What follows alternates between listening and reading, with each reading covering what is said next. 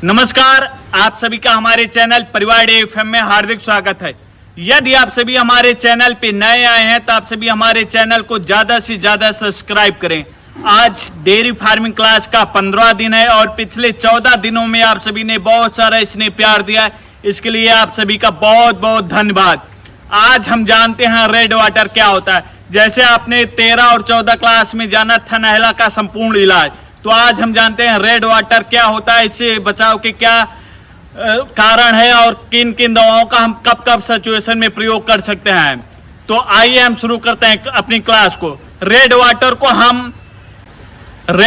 को हम हिंदी में कहते हैं पेशाब के साथ खून आना। और पेशाब के साथ खून किन किन सिचुएशन में आता है और कब कब आता है, ये अगर आपके जानवर गाय हो या भैंस हो, ये ज्यादातर सिचुएशन में जब ताजा बच्चा दी हुई होती है तब आता है और ये ज्यादातर भैंसों में होता है। और ये क्यों होता है? ये फास्फोरस की कमी से होता है कि पेशाब के साथ खून आना। और कभी कभी ऐसा होता है कि पेशाब के साथ खून आता है और आपको पता नहीं चलता, क्योंकि पेशाब के साथ जब खून आता है तो पूरी तरीके से लाल नहीं होता है, तो आप उस बीमारी को आप इग्नोर कर देते हैं। और नॉर्मल सिचुएशन में क्या होता है, कभी पहले पेशाब आता है फिर खून आता है, या पहले खून आता है या फिर पेशाब आता है। इस सिचुएशन में हम बहुत सारी दवाओं का प्रयोग कर सकते हैं। जैसे हम आपको एक दवा के बारे में बता रहे हैं, इंजेक्शन के बारे में बता रहे हैं, जय 108। आप इस इंजेक्शन का प्रयोग करेंगे तो आपके जानवरों को जो खून आ रहा है ये आपका ब्लड बंद हो जाएगा। और अब हम जानते हैं पेशाब के साथ क्यों खून आता है और इसका इलाज के बारे में।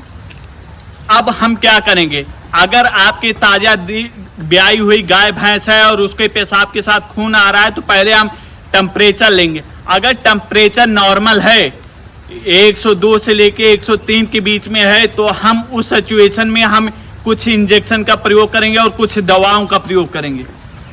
इस सिचुएशन में हम फास्फोरस का पाउडर भी दे सकते हैं और हम इंजेक्शन भी दे सकते हैं। जैसे इंजेक्शन है यूरेनिम, इस इंजेक्शन का प्रयोग भी कर सकते हैं। और दूसरा इंजेक्शन है नोविजेक। इन दोनों इंजेक्शनों का हम फास्फोरस की कमी में और पेशाब के साथ खून आ रहा है तो हम प्रयोग कर सकते हैं। और अब आइए हम जानते हैं अगर ऐसी सिचुएशन है तो हम पाउडर का भी प्रयोग कर सकते हैं। ये देख रहे होंगे हमारे हाथ में है सोडा फास्ट पाउडर।